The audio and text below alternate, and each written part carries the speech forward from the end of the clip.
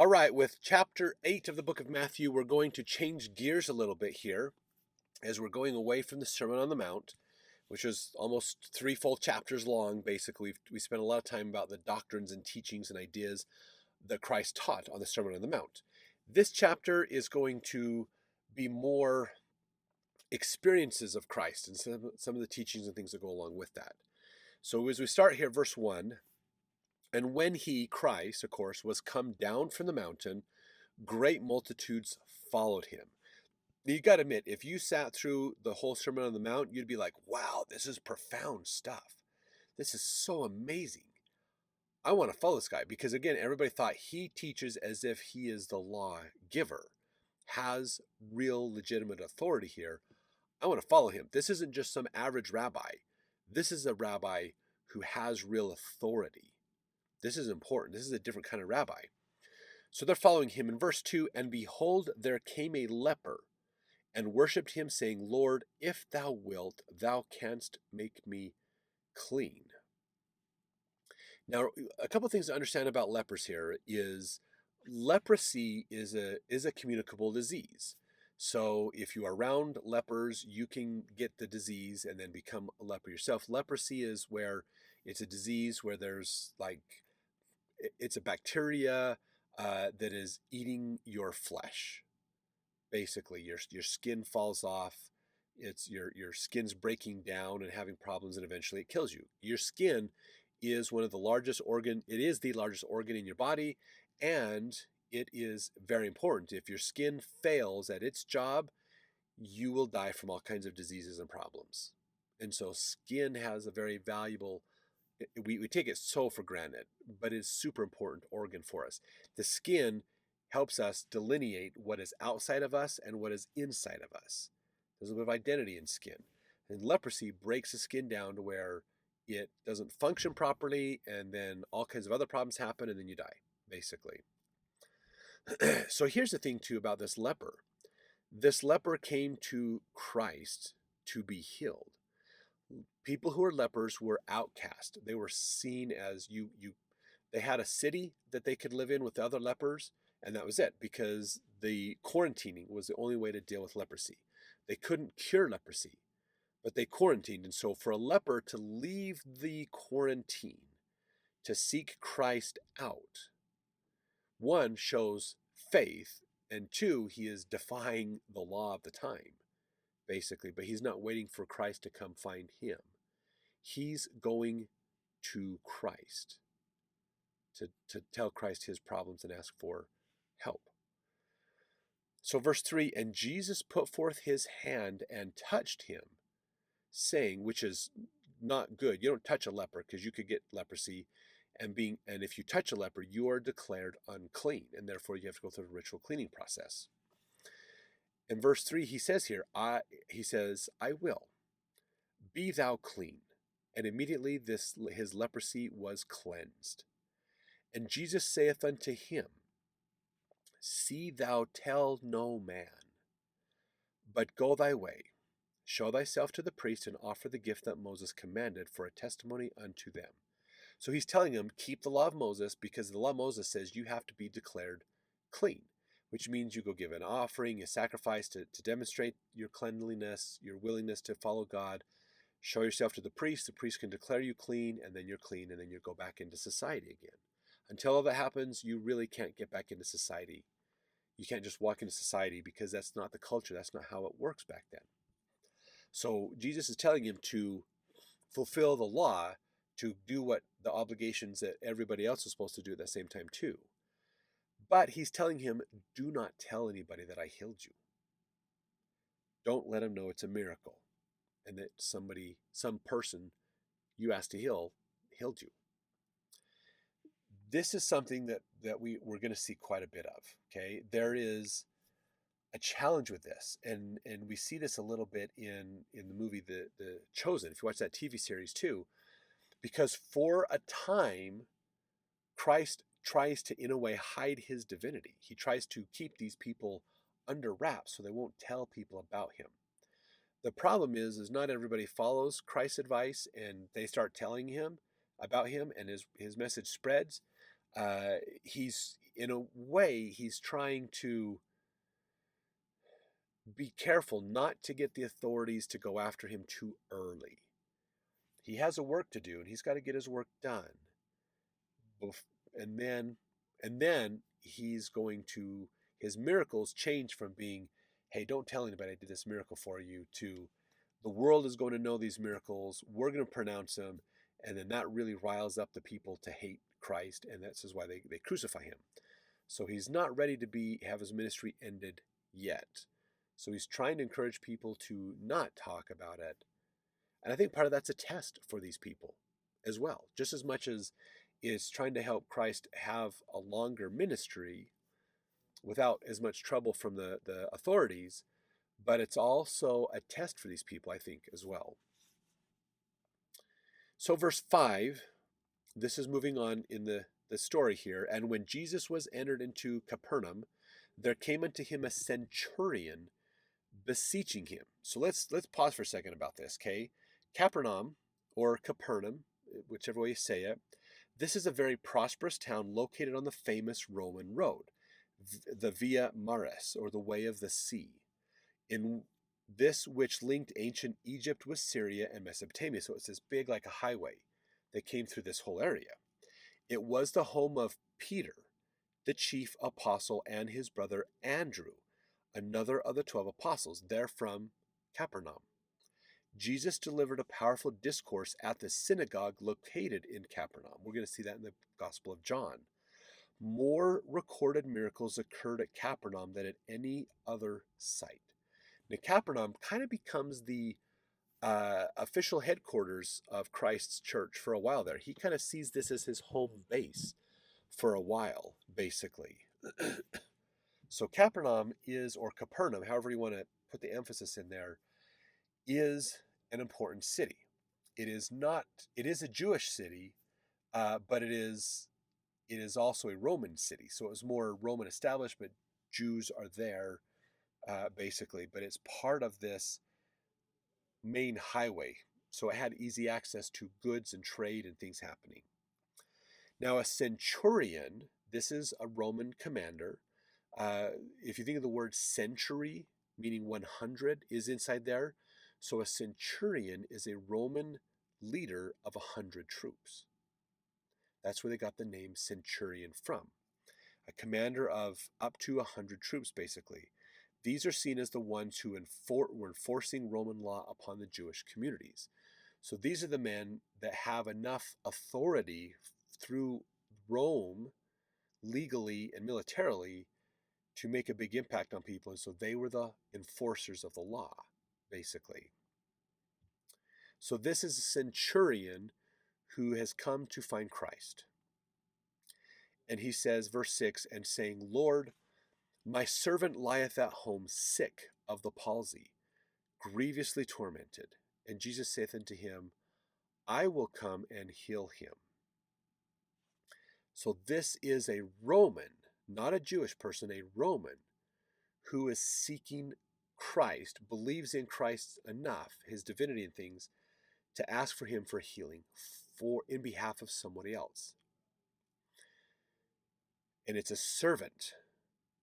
This could be a slave. This could be a Jewish person within their household, basically. It could not be as well, but this is what's going on here. And so, verse 8, the centurion answered and said, Lord, I am not worthy that thou shouldest come under my roof, but speak the word only, and my servant shall be healed. For I am a man under authority, having soldiers under me. And I say to this man, go, and he goeth, and to another, come, and he cometh, and to my servant, do this, and he doeth it. So the centurion is going, look, you're Jewish. I'm Roman. I'm not, and you are an amazing person. You have divinity. I'm not worthy to have you come into my house. I don't subscribe to your philosophy, the culture of the Judaism ideas and things like that. It would be awkward to have you in my house. His house probably has an altar worshiping Roman gods, and the emperor has to be there as well. So he's going, nah, my house isn't worthy of having you enter into it. It's needs work.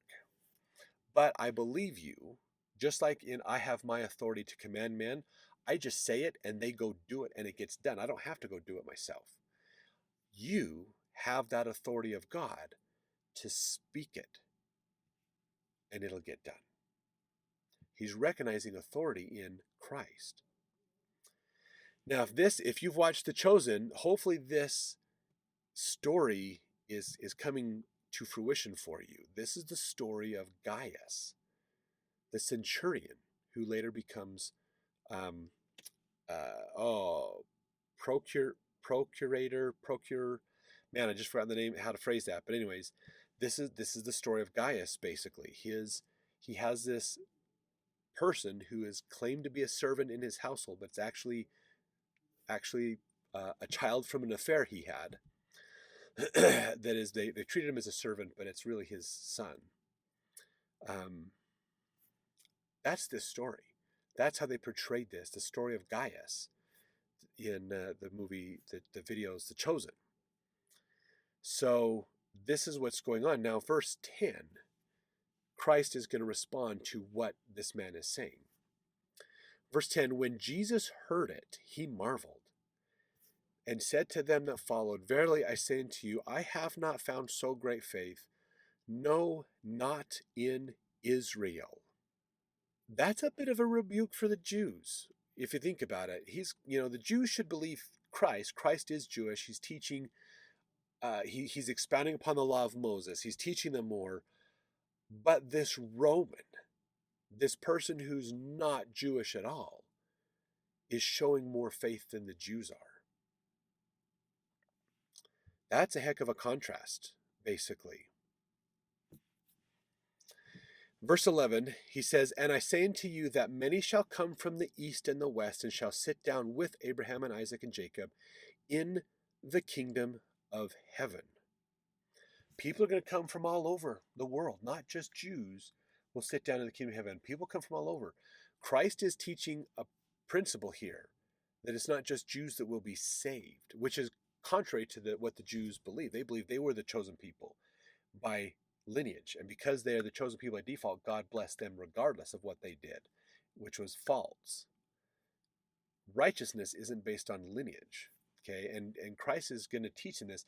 This is something they don't fully expound on and deal with for a while, but this is kind of a future prophecy. And he says in verse 12, but the children of the kingdom shall be cast out into outer darkness. There shall be weeping and gnashing of teeth.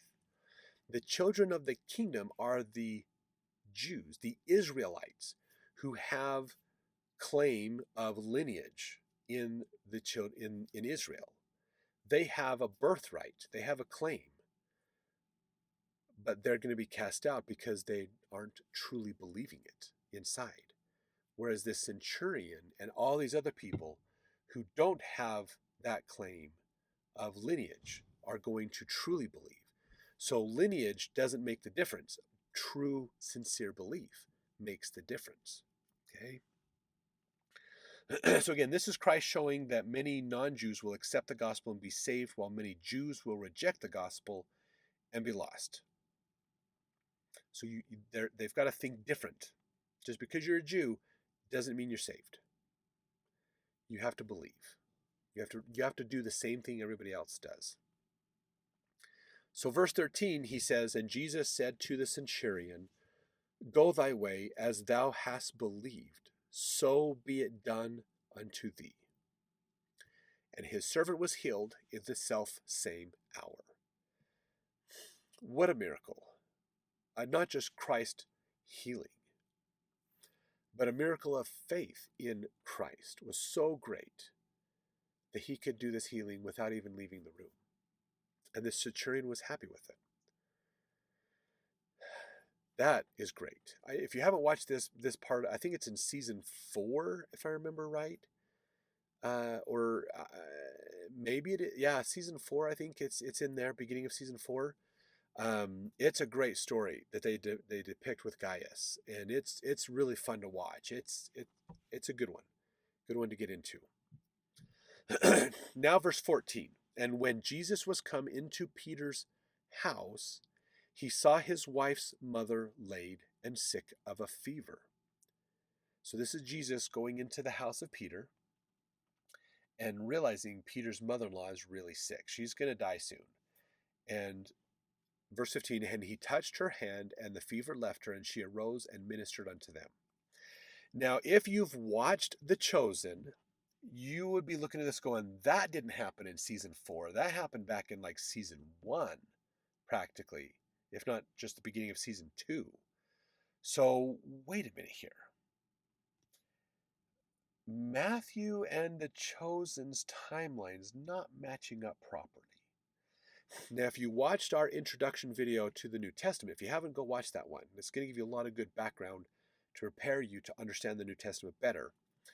We have to remember that just because Matthew said it a certain way doesn't mean it's that way. We're going to see this in Mark and Luke as well, where some of the timing of these events is different. And that's not necessarily bad, but realize that people had an opinion and a different way of thinking about what happened in the life of Christ. So it's not necessarily a bad thing. Okay, we're not going to say that The Chosen, because it's not following Matthew, is wrong. We're not saying that Matthew's wrong because it's not doing what The Chosen says or what Luke said or what Mark said. Okay, understand there are discrepancies. There's differences of opinion between the 3 synoptic gospels, really the 4 gospels if you add John in there too. So timing is one of those areas that we're not sure about. Historically, what we believe is that Mark was the first one written, so everybody kind of goes off of what Mark is saying. But then if they realize they have more information than Mark had, then they change it. And this could be one of those areas where it got changed. So when scholars try to pull all this narrative together, they're trying to figure out, when you do a comparative understanding study of all the Gospels to make one large narrative, that's when these challenges to the narrative start to pop up more. So just realize that, okay? So according to Matthew, this happens after Gaius. So Gaius' story happens a lot earlier in the book of Matthew than what we see in the gospel, in the movie The Chosen. And we don't know the centurion's name. In Chosen, they call him Gaius. But we don't know in Matthew, it doesn't give us the centurion's name, just his title, basically. So verse 16, moving on, he says, and when the even was come, they brought unto him many that were possessed with devils.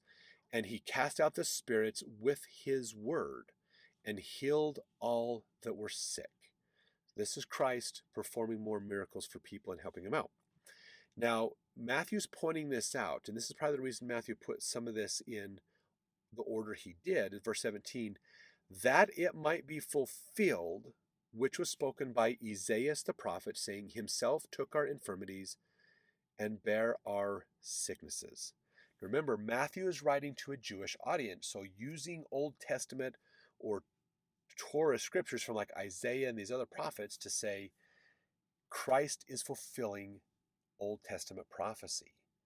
This is another sign of his divinity and him being the real Christ, the Messiah.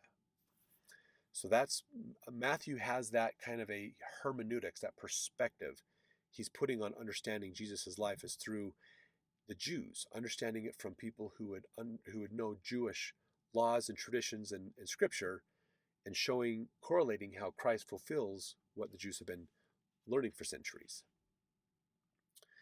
Now verse 18, now when Jesus saw great multitudes about him, he gave commandment to depart unto the other side. Now you might be thinking, wait a minute, other side of what? Wasn't he just in Peter's house? You've got to realize, again, Matthew's cut some of this out. So they were at Peter's house. He healed Peter's mother-in-law. She ministered to them and blessed them and helped them, which is good. And then they're back outside doing other stuff. And so now the multitudes are following Christ. And so now they're going to cross the Sea of Galilee to move away from these people, basically. Verse 19, and a certain scribe came and said unto him, Master, I will follow thee whithersoever thou goest. So a scribe is one of those religious teachers, the Jewish teachers. Verse 20, and Jesus saith unto him, the foxes have holes, and the birds of the air have nests, but the Son of Man hath not where to lay his head.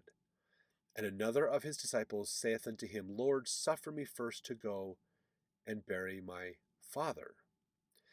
So this guy, one scribe says, I'm going to follow you, and I love what you're doing. I'm going to follow you. And then Jesus tells him, basically, I have nowhere to live. I wander around, basically, and do these things, but I'm following the inspiration of my Father to do this. It feels like there's more to this story than what we get here in Matthew. And then one of his disciples comes to him and says, before we leave, before we go on this journey on this boat across the sea, let me go bury my father. He died recently, and I need to fulfill the rites to do that. And verse 22, but Jesus said unto him, follow me, and let the dead bury their dead. Sometimes people have a hard time with this verse, so let's get into this one. This saying is not telling the man to not mourn the loss of his father, but that following Christ is more important than cultural custom. It could be seen as let the spiritually dead bury the physically dead, or even as let others worry about the customs while you follow me. So he's drawing a distinction. Yes, it is custom for you to do that, and it would be custom for us to go that way, but my mission, the goal of me being here, is more important. It's more important that you're with me now than you honor your father who has passed away. And so this is where we see this concept that sometimes there's priorities of when certain things are done. Okay, just because they're principles doesn't mean they're always equal. Sometimes one principle is more important than another principle, and that's what's happening here. Now verse 23, and when he was entered into a ship, his disciples followed him. So again, they've left Peter's house, they're gone, and there's a multitude of people following Christ. And so he's like, let's go across this sea. And so that's where they're going. Now the Sea of Galilee is a freshwater lake in northeastern Israel. Just realize that, okay, this is where they fish, not the Dead Sea, the Sea of Galilee, which is the north of the Dead Sea. The Sea of Galilee actually empties into the Dead Sea. It is located in the Jordan Rift Valley at nearly 700 feet below sea level and is surrounded by high mountains on the west, north, and east. Winds can whip down the western slopes and create sudden, intense storms with formidable waves on this relatively small body of water. Fishermen in the middle of the lake can be frightened for their lives. So this is important for us to look at because of the story that's coming. You can probably already guess what story this is. So the Sea of Galilee is below sea level. And just like remember, we talked about the idea of when Christ was baptized in the River Jordan. The River Jordan is what connects the Sea of Galilee to the Dead Sea. So it's the fresh water moving toward salt water. It's all below sea level. And so because of the nature of the geography, winds can zip down those through the canyons and over those mountains and cause some major storms. So they're on this trip across the Sea of Galilee, and a storm comes up. So let's see, verse 24, and behold, there arose a great tempest in the sea, insomuch that the ship was covered with the waves. But he, Christ, was asleep. So all of his apostles are like, oh, we're going to die. Oh my gosh, this is crazy. Watch out for this and be careful here and move this here. And Christ is sound asleep through the whole thing. So verse 25, and his disciples came to him and awoke him, saying, Lord, save us, we perish. And he saith unto them, why are ye fearful, O ye of little faith? Then he rose and rebuked the winds and the sea, and there was great calm. Now this is really interesting. I'm sure that his apostles are going, holy cow. The storm stopped because he said it. This guy can control the elements, not just heal people, but control the weather too. Holy cow. Now the thing that's interesting about this, and I like this, Elder Costa excuse me, General Conference, October of 2023, made a comment that goes along with this story that I thought was a really important one to do. That this is a great point. He says, faith in Jesus Christ is the peace, knowing it will be okay since he is in the boat with us. That's the thing for our life. Faith in Christ is knowing we're going through a hard time, but God is with us to bless us and help us through this. That is really good. Now, in verse 27, they say, but the men marvel, saying, what manner of man is this, that even the winds and the sea obey him? So again, they're like going, whoa, this is amazing. They had the faith to ask him, please save us. We know you have great powers. Please save us.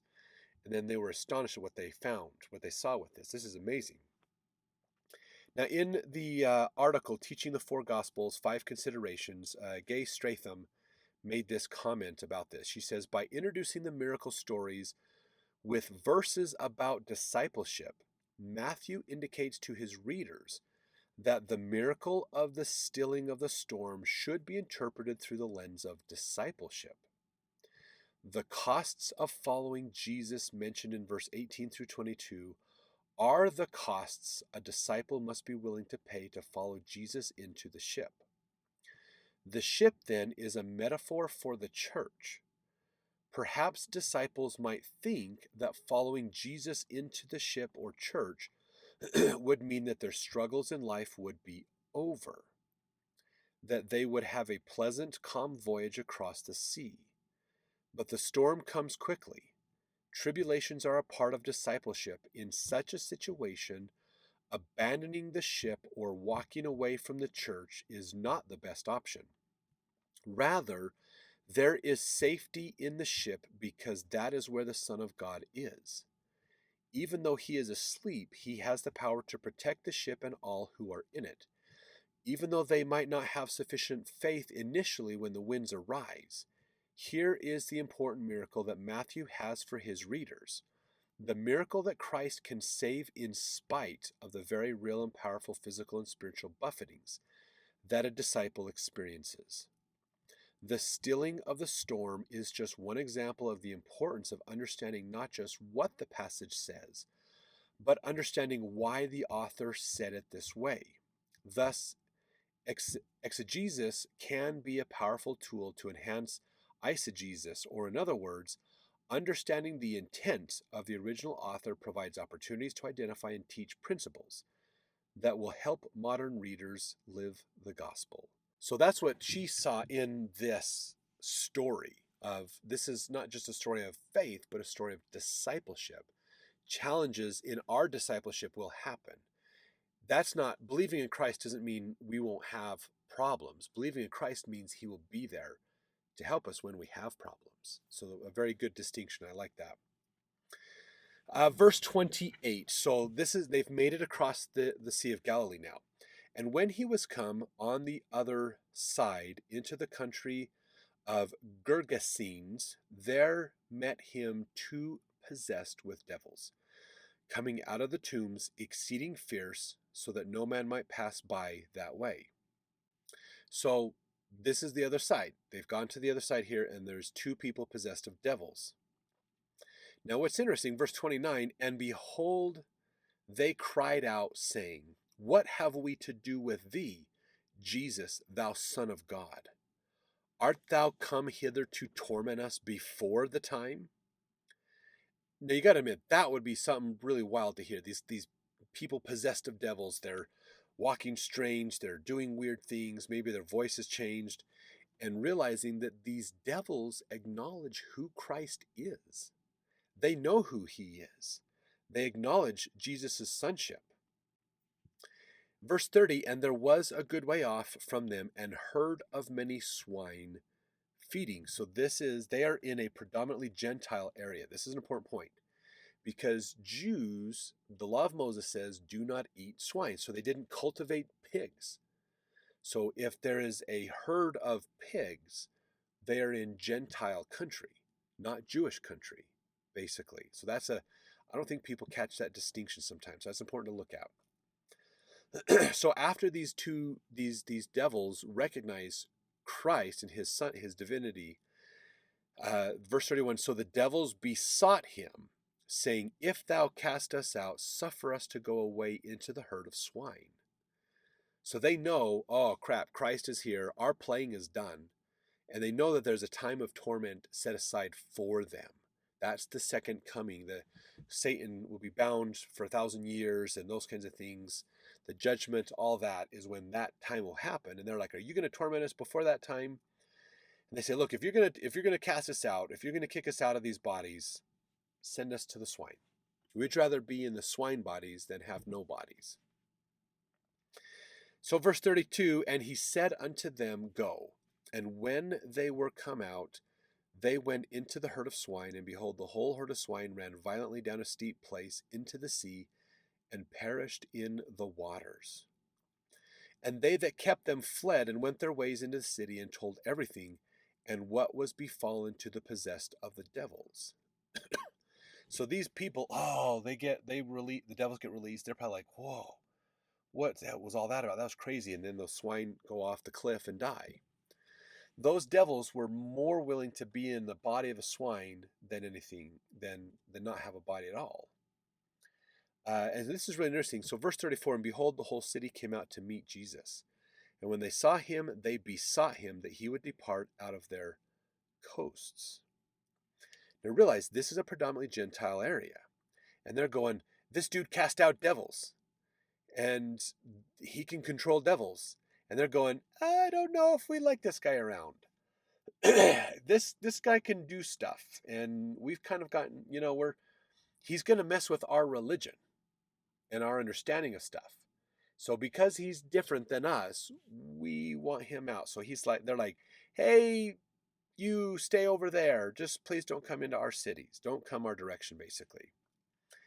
And so what does Christ do? Well, that's in the next chapter. So we'll leave you on that cliffhanger. We'll see you in the next chapter.